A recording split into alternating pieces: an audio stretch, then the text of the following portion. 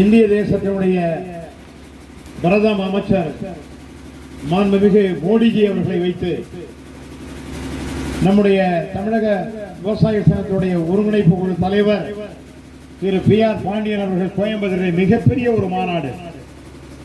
அந்த மாநாட்டிலே பிரதமர் மோடி அவர்களே திரு PR பாண்டியன் அவருடைய பேச்சை தனிப்பட்ட முறையிலே எனக்கு ஒளிநாடாவில் பதிவு செய்து அதை இந்தியிலே மொழிபெயர்த்து எனக்கு அனுப்பி வைக்க வேண்டும் என்று அங்கு இருக்கக்கூடிய அதிகாரிகளிடத்திலே கேட்டுக்கொண்டார்கள்.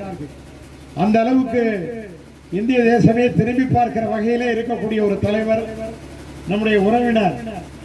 ஆகையினால இந்த தமிழ்நாட்டினுடைய விவசாயிகளுடைய நலனை பாதுகாப்பதற்காக மோடியை அழைத்துக் கொண்டு கோயம்புத்தூரில் மிகப்பெரிய ஒரு மாநாடை அரசோ அரசியல் கட்சிகளோ, அந்த மேடையில் பிஜேபி காரவங்க யாரும் ஏறல, தமிழ்நாடு முதலமைச்சர் கூட அந்த மாநாட்டில் கலந்துக்கல, கூப்பிடல. இவங்க அந்த வருத்தத்துல தான் 60 நாள் உள்ள இருந்தது. 60 நாட்கள் ஒரு பொய்யான ஒரு வழக்கு, ஒரு உப்பு சப்பு இல்லாத வழக்கு. ONGC அந்த கதவை பேத்து விட்டாப்லையா, 2 கம்பியை எடுத்து விட்டாப்லையா. என்ன அநியாயம் அது! அதுக்கு 14 ஆண்டு சிறை, கொலை வழக்கெல்லாம் தாண்டி கொடுத்துட்டான்.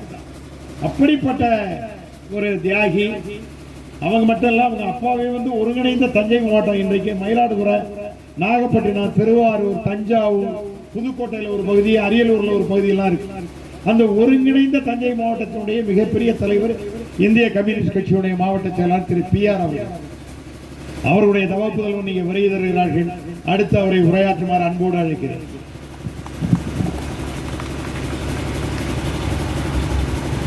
தமிழக சட்டமன்ற தேர்தல் தீவிரமடைந்த ஒரு நிலையில் மன்னார்குடி சட்டமன்ற தேர்தலில் போட்டியிடுகிற உங்கள் வெற்றி வேட்பாளர் அருமை சகோதரர் காமராஜ் அவர்களுக்கு குப்பர் சின்னத்தில் வாக்கு கேட்கிற இந்த நிகழ்வில் தலைமையேற்றிருக்கிற அமமுக கட்சியினுடைய மாநில அமைப்பு செயலாளர் அண்ணன் மலர்வேந்தன் அவர்களே, ஒன்றிய செயலாளர் அண்ணன் அசோகன் அவர்களே, பாரதிய ஜனதா கட்சியின் சார்பில் இங்கே உரையாற்றியிருக்கிற சகோதரர் ராஜேஷ் அவர்களே, அனைத்து செந்தமிழ் செல்வன் அவர்களே, அண்ணா திராவிட முன்னேற்ற கழகத்தின் சார்பில் பங்கேற்றிருக்கிற செந்தமிழ் செல்வன் அவர்களே, பங்கேற்றிருக்கிற அனைத்து அரசியல் கட்சிகளுடைய முன்னணி நிர்வாகிகளே, விவசாயிகளே, நான் சங்கம் துவங்கி 18 ஆண்டுகளை நிறைவடைந்த நிலையில் எந்த ஒரு தேர்தல் களத்திலும் எந்த அரசியல் கட்சிகளுக்காகவும் ஆதரவாக நான் வாக்கு கேட்டதில்லை. எந்த அரசியல் கட்சிகளை எதிர்த்து தேர்தல் தேதி அறிவித்த பிறகு நான் வாக்கு கேட்டது கிடையாது. அரசியல் களத்தில் தேர்தல் என்பது அதிகாரத்திற்கான வாய்ப்பை உருவாக்கி தருவது மக்கள் கையிலே இருக்கிறது. தமிழ்நாட்டில் வாழுகிற மக்கள் தொகையில் கிட்டத்தட்ட 80% பேர் விவசாயத்தை நம்பி வாழுகிறார்கள், இந்த மண்ணை நம்பி வாழுகிறார்கள். இன்றைக்கு தமிழ்நாட்டில் நடக்கிற அரசியல் தேர்தல் களம் என்பது இந்த மண்ணை காப்பதற்கான தேர்தல் களமாக விவசாயிகள் திமுகவிற்கு வாக்களிக்க கூடாது என்பதை வலியுறுத்தி ஒட்டுமொத்த தமிழக விவசாயிகளும் ஒரே குடையின் கீழ் இன்றைக்கு அண்ணா திராவிட முன்னேற்ற கழக கூட்டணிக்கு ஆதரிப்பது என்று முடிவெடுத்திருக்கிறார்கள். எங்களை பொறுத்தவரையில் நாங்கள் திராவிட முன்னேற்ற கழகத்திற்கு வாக்களிக்க கூடாது என்பதிலே கொள்கை ரீதியாக உடன்பட்டிருக்கிறோம். குறிப்பாக இந்த மண், மன்னார்குடி மண், அருமை சகோதரர் காமராஜ் அவர்கள் இந்த மண்ணை காப்பதற்கான போராட்ட களத்தில் என்னோடு 2019 டெல்லியில் பாராளுமன்றத்திற்கு முன்னதாக உண்ணாவிரதமும் முற்றுகை போராட்டத்திலும் அவர் பங்கேற்று இந்த மண்ணின் உரிமையை காப்பதற்காக குரல் கொடுத்தவர் என்கிற நன்றி உணர்வோடு இன்றைக்கு இந்த மண்ணிலே வாக்கு கேட்கிறேன். இந்த மண்ணை பாதுகாக்க வேண்டிய பொறுப்பு விவசாயிகளுக்கு வந்திருக்கிறது. நான் சங்கம் ஆரம்பித்த போது நான் இந்த தேர்தல் களத்திலே முதலிலே வாக்கு கேட்கிற பயணத்தை பையநாட்டில் துவக்க வேண்டும் என்பதை எனக்கு மனதில் தோன்றியதற்கு அடிப்படை காரணம், நான் சங்கத்தை அரசியலிலிருந்து வெளியில் சங்கத்தை உருவாக்கிய போது எனக்கு மிகப்பெரிய நெருக்கடி வந்தது. பலர் என்னோடு தொடர்பு கொண்டு பல அரசியல் கட்சிகள் வாருங்கள் என்று சொன்னார்கள். ஒருவர் மட்டும்தான் எனக்கு தொலைபேசியில் பேசி உங்களுக்கு ஒன்றென்றால் நாங்கள் உங்கள் பின்னால் இருக்கிறோம், நீங்கள் கவலைப்படாமல் சங்கத்தை தீவிரமாக நடத்துங்கள் என்று சொன்னவர் அண்ணன் மலர்வேந்தன் அவர்கள். அன்றைக்குத்தான் இந்த தமிழக காவிரி விவசாய சங்கத்தை துணிவோடு துவக்கியவர். காரணம், இந்த மண் பாதுகாக்கப்பட வேண்டும், காவிரி உரிமை மீட்டெடுக்கப்பட வேண்டும் என்கிற அடிப்படை நோக்கோடு தான் இந்த சங்கத்தை நாங்கள் துவக்கினோம். எனவேதான் நாங்கள் அரசியல் களத்தில், தேர்தல் களத்தில் நாங்கள் யாருக்கும் ஆதரிச்சு வாக்கு கேட்டது கிடையாது. இன்றைக்கு இந்த நிலைக்கு தள்ளப்பட்டதனுடைய விளைவு, எனக்கு இந்த தொகுதியிலே போட்டிடுகிற அருமை சகோதரர் TRB ராஜா என்னோடு நெருங்கிய தொடர்புடையவர். 2019 பாராளுமன்ற தேர்தல் முடிவடைந்த பிறகு அவரது குடும்பத்தை திராவிட முன்னேற்ற கழகம் ஒதுக்கி வைத்து விட்டது. என்னிடம் அவர் தந்தையார் 1 மணி நேரம் டெல்லியிலே பேசி நீங்கள் தலைவரிடம் சொல்ல வேண்டும் என்று சொன்னார். அருமை சகோதரர் TRB ராஜா அவர்கள் என்னிடத்திலே சொன்னார். அதற்கு பிறகுதான் அவர்களுக்கு இந்த கட்சியில் இந்த ஒரு அங்கீகாரமே கிடைத்தது. காரணம், திராவிட முன்னேற்ற கழகம் கடந்த அண்ணா திராவிட முன்னேற்ற கழக ஆட்சி 10 ஆண்டு காலத்தில் நாங்கள் நடத்திய போராட்டம் மத்திய அரசுக்கு எதிரான போராட்டம், மண்ணை காட்பதற்கான போராட்டம். அது அரசியல் விரோதமான போராட்டம் அல்ல. இந்த மண்ணில் காவிரி உரிமை மீட்டெடுக்கப்பட வேண்டும். இந்த பேரழிவு திட்டங்கள், ஹைட்ரோ கார்பன், மீத்தேன், நிலக்கரி உள்ளிட்ட திட்டங்கள் வடசேரியில் துவங்கி புதுச்சேரி வானில வரையிலும் இந்த மீத்தேன் திட்டம் பரவி கிடக்கிறது. உலகத்திலே மிக சிறந்த பழுப்பு நிலக்கரி நம் பகுதியிலே தான் இருக்கிறது. இந்த பழுப்பு நிலக்கரியை எடுக்கப்பட வேண்டுமானால் மீத்தேன் வாயுவை வெளிக்கொண்டு வர வேண்டும். மீத்தேன் வாயு பழுப்பு நிலக்கரி பாறை படிமங்களுக்கு இடையே அது சூழ்ந்து இருக்கிறது. நிலக்கரியை வெட்ட வேண்டுமானால் மீத்தேன் எடுத்தால் தான் வெட்ட முடியும், இல்லை என்றால் தீப்பற்றி எரிந்துவிடும். எனவேதான் மீத்தேன் திட்டத்திற்கு திராவிட முன்னேற்ற கழகம் 2011 அன்றைய துணை முதலமைச்சராக இருக்கிற இன்றைய முதலமைச்சர் MK ஸ்டாலின் அவர்கள் தான் அதற்கு அனுமதி கொடுத்து ஒப்பந்தம் போட்டார். அதை எதிர்த்து தான் நாம் போராட்டம் களங்கண்டோம், சங்கத்தை ஆரம்பித்தோம். 2012 உயர்நீதிமன்றத்தில் வழக்கு போட்டோம். அந்த வழக்கு தீவிரமடைந்தது. பிறகு அம்மையார் ஜெயலலிதா அவர்கள் 2015 ஒரு அறிவிப்பை வெளியிடுகிறார். இனி காவிரி டெல்டாவில் எந்த ஒரு இடத்திலும் புதிய கிணறுகள் தோண்ட நான் அனுமதிக்க மாட்டேன், வெடி வைத்து ஆய்வு செய்வதற்கு நான் அனுமதிக்க மாட்டேன், பேரழிவு திட்டங்களை நான் அனுமதிக்க மாட்டேன் என்று சொன்னார். 2014 நான் அனைத்து கட்சி கூட்டத்தை கூட்டினேன் சென்னையில். அன்றைய தினம் முன்னாள் முதலமைச்சர் கலைஞரையும் சந்தித்து பேசினேன், பாரதிய ஜனதா கட்சி தலைவர் தமிழிசை சவுந்தரராஜனையும் சந்தித்து பேசினேன், இன்றைய எடப்பாடி பழனிசாமி அவர்களை சந்தித்து பேசினேன், அன்றைக்கு இருந்த ஓ பன்னீர்செல்வம் அவர்களையும் சந்தித்து பேசினேன், அம்மையார் முதலமைச்சர் அவர்களையும் ஜெயலலிதா அவர்களையும் சந்தித்து பேசினேன். அனைத்து கட்சி கூட்டத்தில் திமுக சொன்னது, இப்படி ஒரு பேரழிவு இருக்கும் என்பதை நாங்கள் உணராமல் அந்த ஒப்பந்தத்தை போட்டு விட்டோம்.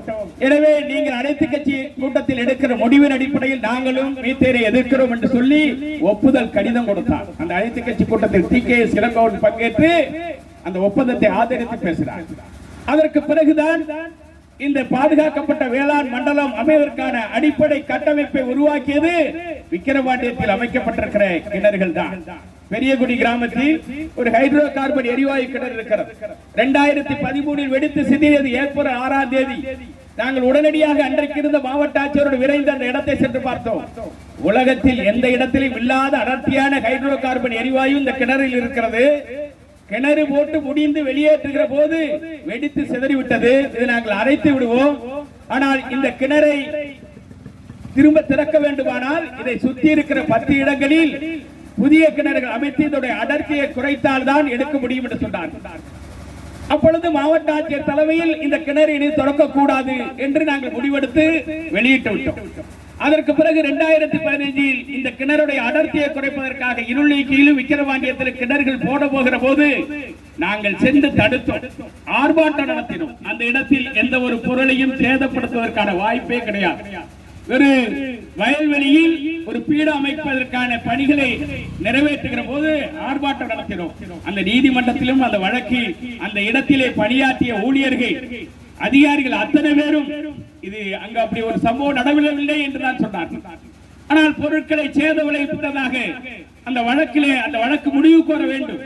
அது மேஜிஸ்ட்ரேட் கோர்ட்டில் நமது மன்னார்குடி நடைபெற்ற போது இந்த வழக்கை தூசி தட்டி எடுத்து என்னை 1 வாரம் தலைமறைவாக இருக்க வைத்து கொரோனா காலத்தில் நீதிமன்றத்திற்கு போகாததற்கு என் மீது வாரண்டு பிறப்பிக்கப்பட்டு என்னை கைது செய்யாமல் விடமாட்டேன் என்று எனக்கு ரீகால் செய்வதற்கு கூட அனுமதிக்கவில்லை.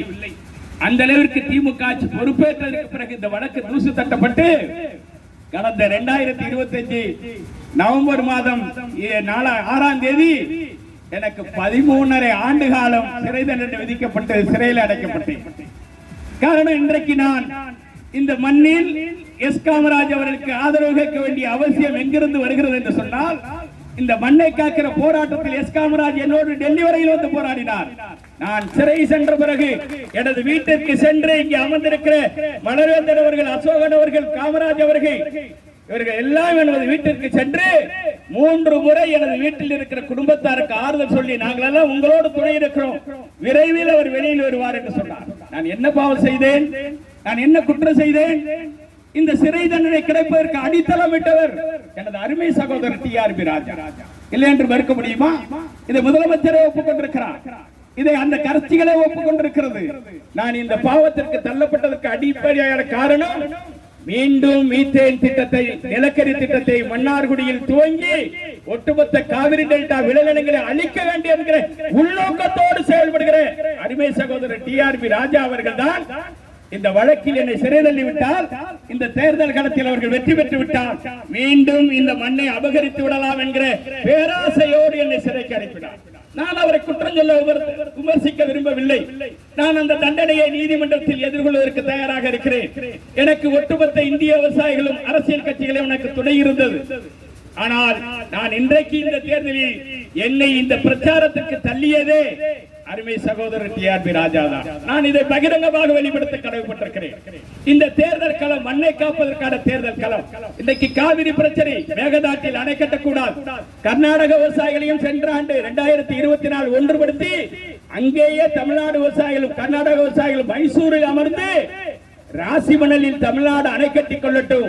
மேகதாட்டில் அணை கட்டினால் கிருஷ்ணராஜ சாகருக்கு கீழே 1000 அடியில் நீங்கள் மேகதாட்டில் அணை கட்டினால் தண்ணீர் பற்றாக்குறை காலத்தில் கிருஷ்ணராஜ சாகரில் தண்ணீரை தேக்காமல் நீங்கள் மேகதாட்டுக்கு குடிநீர் என்கிற பேரில் கொண்டு போய் விடுவீர்கள். விவசாயம் அழிந்து போகும். எனவே மேகதாட்டு அணை கட்டுவதற்கு நாங்கள் ஏற்க மாட்டோம். ராசிமணலில் தமிழகம் அணை கட்டிக் கொள்ளட்டும். ஒரு கரை நமக்கு சொந்தம் என்பதால் பெங்களூர் நகரத்துக்கு குடிநீரை நாம் இரவை பாசன திட்டத்தில் கொண்டு செல்லலாம் என்று தீர்மானம் நிறைவேற்றி அந்த மாநில அரசு கொடுத்திருக்கிறார். ஆனால் பெற்ற உரிமை இன்றைக்கு பறிபோகிறது. 2007 இறுதி தீர்ப்பு காவிரி நடுவர் மன்றம் ஏற்கனவே வழக்கை திரும்ப பெற்றது திமுக அரசாங்கம். மீண்டும் நமது காவிரி ரங்கநாதன் தலைமையில் போட்ட வழக்கில் தான் இறுதி தீர்ப்பு 2007 வழங்கப்பட்டது. 2007 இருந்து 2011